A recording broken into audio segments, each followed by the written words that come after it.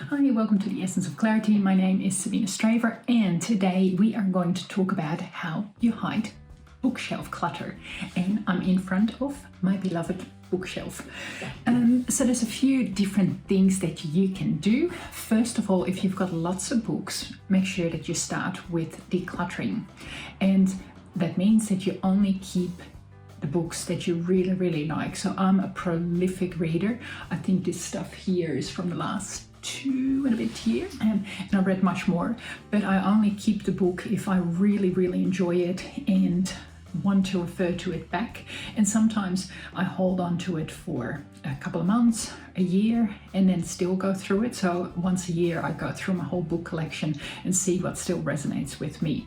So there's nothing wrong with holding on to books, but you do want to basically hold on to them when they have value. So then the second thing is have groupings of books. So are there different categories of things that you read? So for me, I read a lot of academic stuff for my PhD. I read a lot of, I guess, inspiring business books. And then there's some novels, which normally I don't read a lot of novels, but because I'm learning French, I've opted to actually read novels in French, so I can actually improve my French while I do that. So there's very distinct groupings, so that helps me when I organize my books. If you do hold on to the books that you really like, because either you haven't read them yet or you want to refer to them, make it easy access. So the books behind me are very easy access. Sometimes I have a conversation with someone even in my office on Zoom, and I go, oh, hold on, I've actually read this specific book, and I quickly go here and grab it for them and show them. Another thing is, like, when I dive into a topic, either for learning or for self-improvement or time management, then I often can easily find the book. So another thing that you can do is basically stack your books both horizontal and vertical, because that makes it kind of interesting. So you probably know from a lot of my videos, and even like just listening and watching the website and the YouTube clips, I like white, I like calm. It actually really helps my mindset.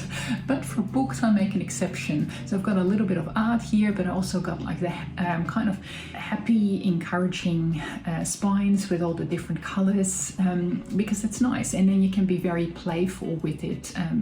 Some you're going to get horizontal, some you're going to get vertical, and it makes it quite visually interesting. And you do that till a certain capacity. Another thing that you have to keep in mind is, okay, well, when is enough, or when do I have to start culling? So give yourself a specific parameter of how much space your books can take up. And for some people that might be one shelf, for some people that might be kind of a wall or a part of a wall. And once that reaches capacity, then you have to start making decisions. Other people might love having a whole library of things. So you have to be really kind of checking in with yourself what works for you and how much space you have. Then become creative. Another thing that you can do is actually, while you have the books, put some bigger and smaller things through it. So you can see behind me, I've got a little kind of wall thing with lots of bits and pieces of batteries, extra markers, extra post-it notes, and they're all nice and hidden, but it also adds to the kind of visual appeal. I've got a few key pieces of art that I really love. So that's then big and bulky, so that also breaks it up. And another thing that you can think of, if you've watched my video and read the article on DVD and CD storage, what you could do is actually put DVDs and CDs in here just with the cases, or you can actually use those wallets, CD and DVD wallets, and put them through as well. If you don't like the look of books and you kind of want to hide it a little bit, what I then suggest you do is basically turn the spines. So that means that you can't see what books there are, but it is very nice and calming. Another thing that you can do is actually use, I particularly like canvas containers that you can put your books in, and then it probably is useful to kind of put somewhere. You can even do it on the inside of a canvas bag, say what type of books they are if you're not going to use them for a while. So a whole range of ideas of how you can hide bookshelf clutter. This is in the library. In other parts of the house I do use the Canva bags because I just want to have a tiny bit of books on the side, and then the Canva bags break it up, but also I can put different sizes, shapes and sizes in there.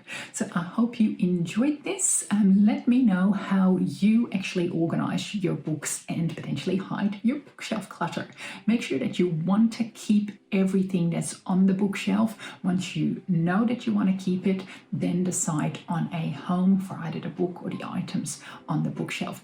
If you like this video, make sure you like and subscribe, and I'll see you back very shortly with another video. See ya. Bye.